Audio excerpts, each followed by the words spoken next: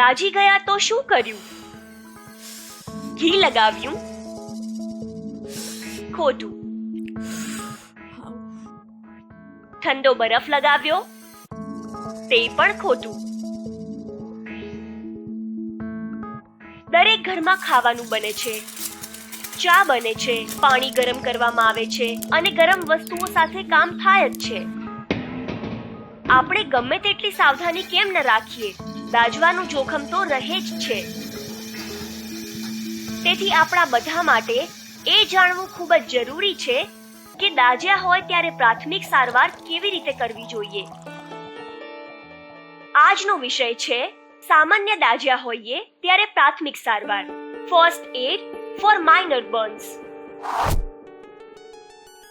દાઝવાના ઘણા બધા પ્રકાર હોઈ શકે છે અને દરેક પ્રકારે દાઝવા માટેનો ઈલાજ અલગ અલગ હોય છે. જેમ કે તવા અથવા કુકર જેવી કોઈ ગરમ વસ્તુથી દાઝવું. આપણે વીજળી એટલે કે ઇલેક્ટ્રિસિટીથી પણ દાઝી શકીએ છીએ. તે ઇલેક્ટ્રિક બર્ન છે. કોઈ રસાયણથી દાઝવું, જેમ કે કોઈ એસિડ અથવા ક્ષાર દ્વારા, તે કેમિકલ બર્ન છે. વીજળી પડવાથી પણ દાઝવાની ઘટના બની શકે છે. કોઈ પણ વ્યક્તિ કેટલો વધારે અને કઈ વસ્તુથી દાઝેલ છે તેના આધારે દાઝવાની ગંભીરતા અને પ્રકારને નક્કી કરવામાં આવે છે. સૌથી સામાન્ય હોય છે પ્રથમ શ્રેણી, ફર્સ્ટ ડિગ્રી બર્ન્સ, જેમ કે ગરમ તવાથી આકસ્મિક રીતે દાઝવું. આમાં ચામડીની ઉપરનું પડ જ દાઝે છે. આમ થવાથી ચામડીની લાલાશ, સામાન્ય સોજો અને દાઝેલા ભાગમાં બળતરા અને દુખાવો થાય છે. તો ચાલો જોઈએ કે આ રીતે પ્રથમ શ્રેણીના દાઝવાથી તમે પ્રાથમિક સારવાર કેવી રીતે આપી શકો છો. કોઈ પણ આકસ્મિક સ્થિતિની જેમ જ દાઝ્યા હોઈએ ત્યારે પણ શાંત રહેવું જરૂરી છે. સૌથી પહેલા જે વસ્તુથી દાઝ્યા હોઈએ તેને તરત જ દૂર કરો, જેમ કે ગેસ બંધ કરી દો. ધ્યાનથી જુઓ કે કયો ભાગ દાઝ્યો છે, કેટલો દાઝ્યો છે અને કેવી રીતે દાઝ્યો છે. ત્યાં લાલાશ હશે અને બળતરા પણ. દાઝેલા ભાગને ઠંડક આપવી જરૂરી છે. તેના માટે દાઝેલા ભાગને નળની નીચે રાખો અને તેની ઉપર પાણી વહેવા દો. ઓછામાં ઓછું 5 મિનિટ અથવા તો બળતરા ઓછી ન થાય ત્યાં સુધી. જો નળમાં પાણી ન આવતું હોય તો એક વાસણમાં ચોખ્ખું પાણી લઈને દાઝેલા ભાગને તેમાં ડુબાડી દો. આવું કરવાથી ચામડીના દાઝેલા ભાગમાંથી ઉષ્મા નીકળી જાય છે અને રાહત મળે છે. સોજો પણ આવતો નથી.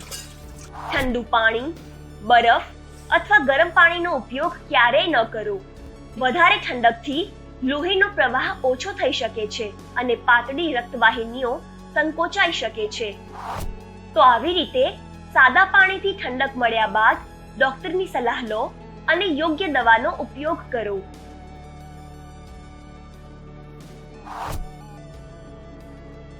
બીજી શ્રેણીનું દાઝવું એટલે કે સેકન્ડ ડિગ્રી બર્ન્સમાં ચાંદા અથવા ફોલ્લા પડે છે. ગરમ તેલના કારણે ઉકળતું પાણી શરીર પર પડવાથી અને વરાળ વડે દાઝવાથી બીજી શ્રેણી અથવા સેકન્ડ ડિગ્રી બર્ન્સ થાય છે. આવી રીતે દાઝવાથી ચામડીની બહારના પડની સાથે સાથે અંદરનું પડ પણ દાઝી જાય છે. આવી રીતે દાઝવાથી લાલાશ, સોજો, બળતરા, અસહ્ય દુખાવા સાથે ફોલ્લા થાય છે. બીજી શ્રેણીના દાઝવાથી પણ પ્રાથમિક સારવારમાં પાણીથી ઠંડક આપો અને ત્યારબાદ ડોક્ટરને બતાવો.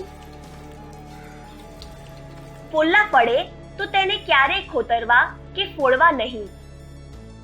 તેનાથી સંક્રમણ થઈ શકે છે. ફોલ્લા તો દાઝેલા ઘાને સુરક્ષિત રાખે છે. સૌથી ગંભીર હોય છે ત્રીજી શ્રેણીનું દાઝવું, થર્ડ ડિગ્રી બર્ન્સ. સીધા આગથી દાઝવાથી, એસિડ આપણી ઉપર પડવાથી અથવા ઉકળતું તેલ પડવાથી ત્રીજી શ્રેણીનું બર્ન થાય છે. તેમાં ચામડીના બધાય પડ એટલે કે અંદરનું માંસ પણ બળી જાય છે. આ ગંભીર આકસ્મિક સ્થિતિ છે. પ્રાથમિક સારવારના મૂળ નિયમ ચેક, કોલ, કેર યાદ છે ને? જ્વાળા, તેલ અથવા કેમિકલથી તમને પણ નુકસાન થઈ શકે છે. આમ પણ આ ગંભીર સ્થિતિમાં તમે જાણતા નથી કે શું કરવાનું છે, તો કંઈ ન કરવું એ જ વધારે સુરક્ષિત છે. તો ત્રીજી શ્રેણીના દાઝવાથી સમય ગુમાવ્યા વગર તરત જ એમ્બ્યુલન્સ બોલાવો. તમે 108 એટલે કે 108 નંબર પરથી એમ્બ્યુલન્સને બોલાવી શકો છો.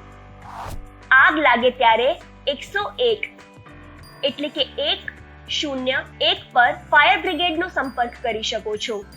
અને યાદ રાખો કે 112 એટલે કે 112 જે રાષ્ટ્રીય આપાતકાલીન નંબર છે, તેના પર પણ કોઈ પણ આકસ્મિક મદદ માંગી શકો છો. આ ગંભીર સ્થિતિમાં શક્ય તેટલી ઝડપથી મદદ બોલાવીને હોસ્પિટલ પહોંચવું એ જ સૌથી ઉત્તમ પગલું છે. હવે કેટલીક વાતો કે જે ન કરવી જોઈએ યાદ કરી લો. દાઝેલા ભાગ પર ઘી અથવા તેલ ન લગાવવું. દાઝેલા ભાગ પર બરફ, ઠંડુ પાણી અથવા ગરમ પાણી ન નાખો. દાઝેલા ભાગ પર રૂનો ઉપયોગ પણ ન કરવો જોઈએ. તેમાંથી તાતડા નીકળે છે અને મુશ્કેલી વધી શકે છે.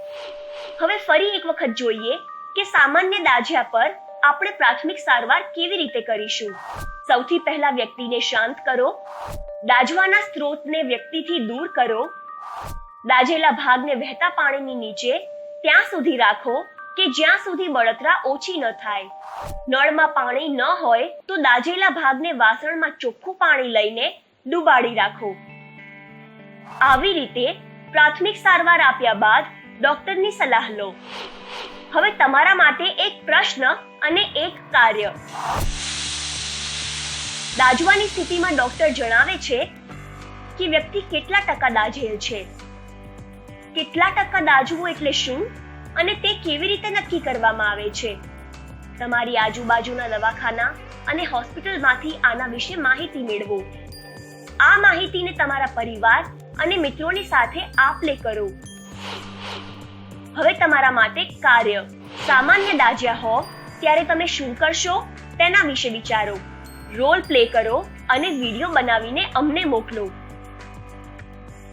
તમે પણ હંમેશા પ્રાથમિક સારવાર માટે સજાગ રહો, તૈયાર રહો.